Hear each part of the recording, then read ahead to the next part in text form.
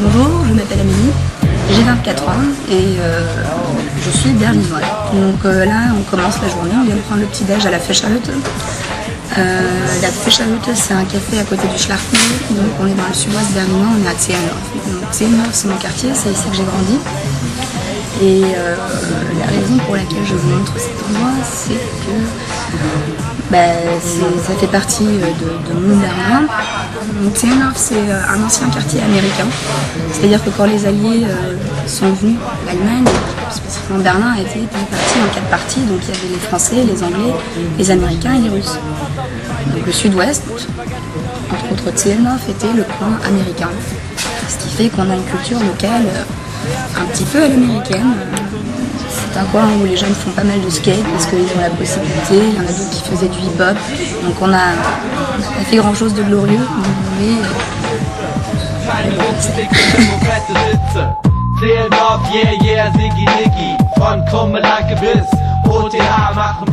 donc Zehlendorf, Ziggy Diggy comme on l'appelle dans la culture locale, dû justement à une fameuse chanson de hip-hop.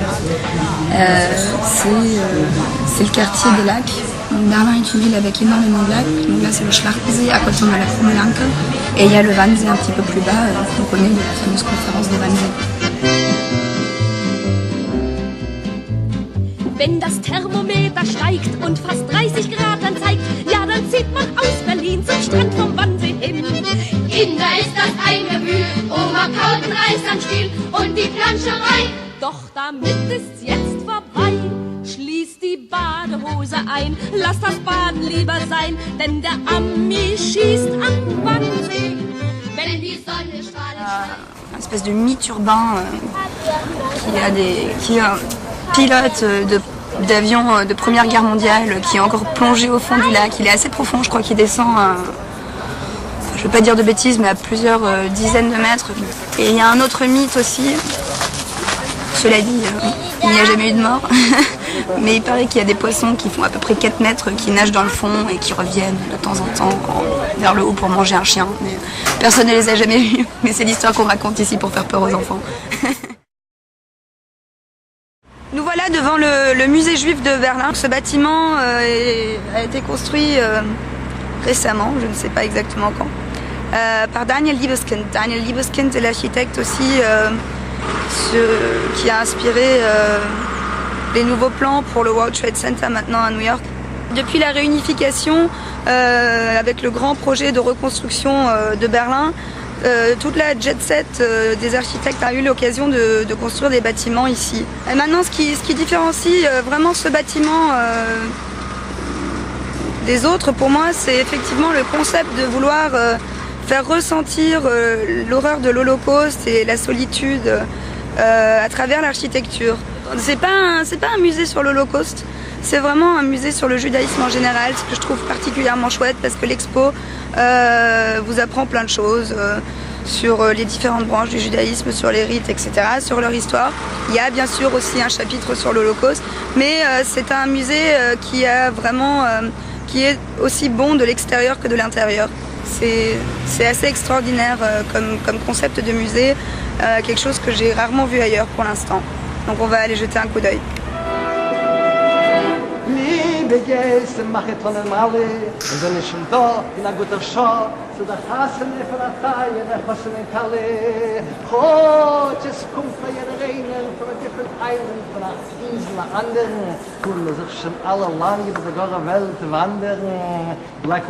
Donc pour l'histoire du musée, la forme du musée vue du ciel ressemble à un éclair. Donc Libeskind a donné 2 explications à ce sujet. Une fois pour le Blitz, la Seconde Guerre mondiale, et parce que ça ressemble donc à un éclair, ou alors la deuxième, que c'est une étoile de David qui a sauté. Une espèce d'étoile de David comme ça qui a été brisée par l'Holocauste.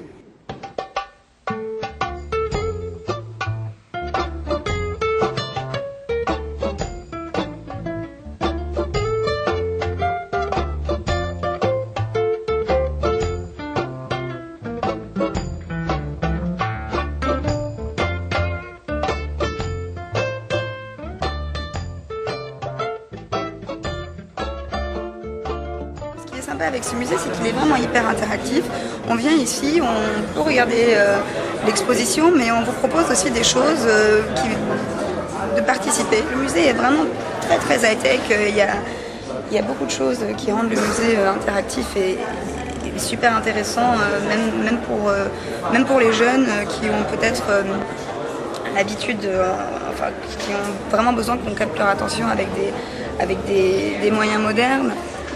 Avec des films, des projections, de la musique, des écrans partout. Ça c'est vraiment ce qu'il y a de génial dans ce musée. C'est vraiment pour les jeunes.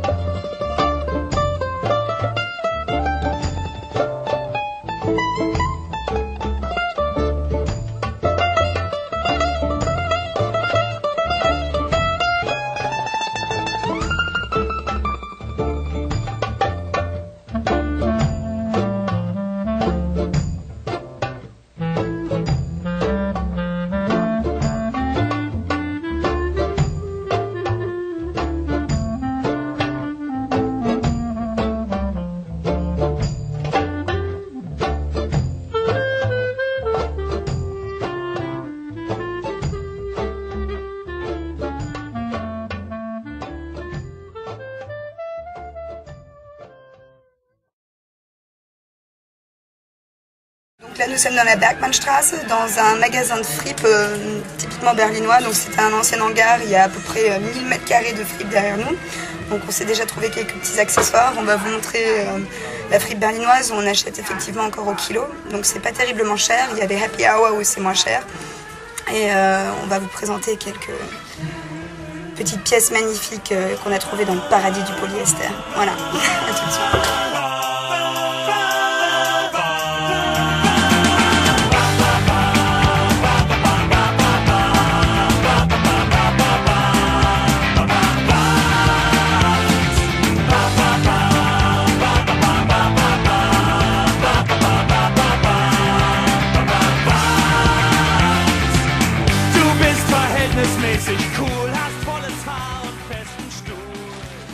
Bon, alors, ça y est, on sort du Colors. Les champs shopping pour pas grand chose. Là, on va faire un autre truc typiquement berlinois. On va aller manger une currywurst, la saucisse au curry, le Wurst, la spécialité culinaire des Allemands. Nous voilà chez Curry 36, le super curry berlinois. Donc c'est ici que tout le monde vient manger son currywurst. C'est plein du matin au soir. Vous venez ici à 4h du matin, il y a du monde, il y a toujours du monde. Et c'est convivial, tout le monde aime bien. Voilà, Curry 36, bon app.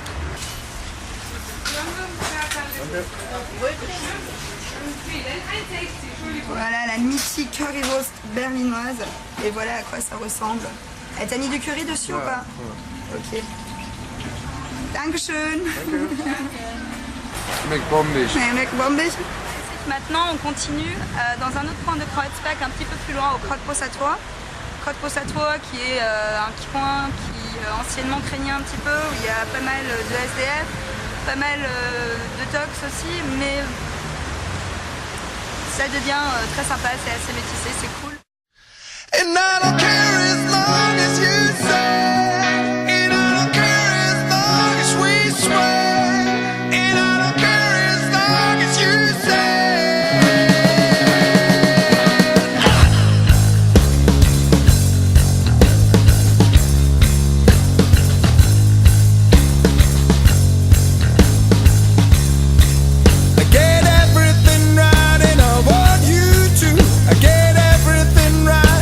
Playing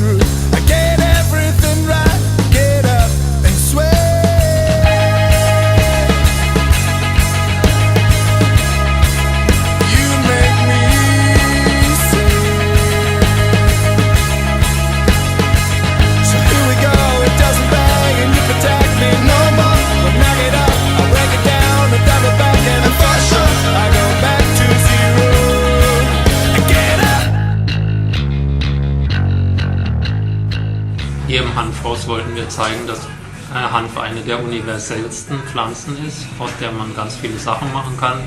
Nicht nur eine Rauschpflanze, sondern eben auch Grundlage für Textilien, Kosmetik und Nahrungsmittel.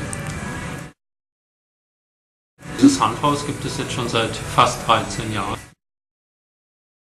Naja, Kreuzberg ist wieder ein Treff für viele Touristen. Ne? Und dieser Platz ist sozusagen der Dorfplatz von Berlin, Kreuzberg, ne? Der Heinrichplatz, und ist ein schöner Standort hier. Wir verkaufen sehr gut die Hanfjeans, ne? Die extrem haltbar sind, dann sehr gut die Taschen, die aus Hanfmaterialien gefertigt sind. Und dann solche kleineren Geschichten wie Hanfschokolade. Aha, ohne Nebeneffekt wahrscheinlich, oder? Das ist alles ohne THC. Anders geht es nicht. Also schockiert würde ich nicht mehr sagen. Es weckt eher bei Einzelnen noch Befremden. Aber es ist eine große Offenheit eigentlich inzwischen da. Ne?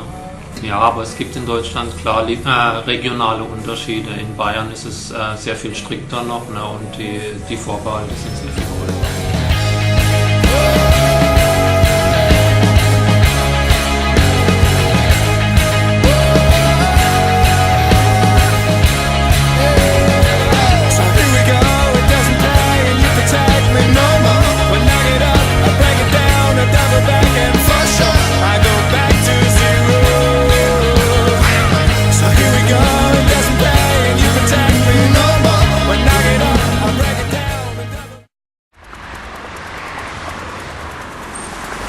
Nous sommes toujours à Kreuzberg, là on se trouve sur la Oberbaumbrücke.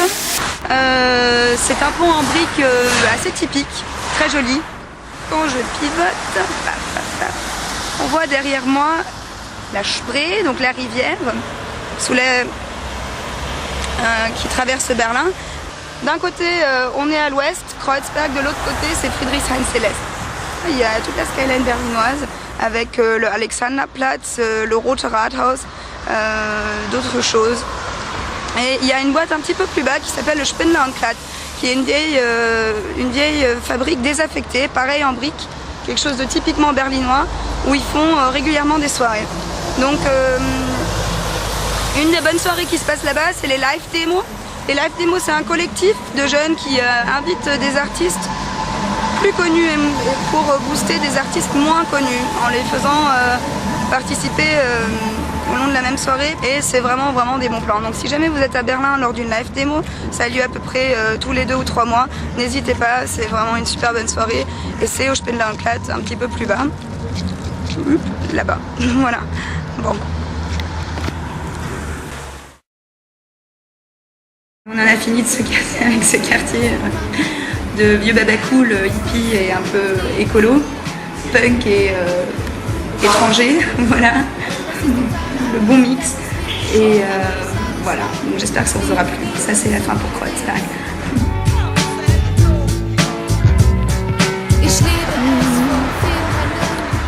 Comment j'ai de temps?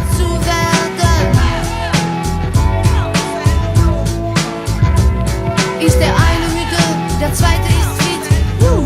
Bei der Liebe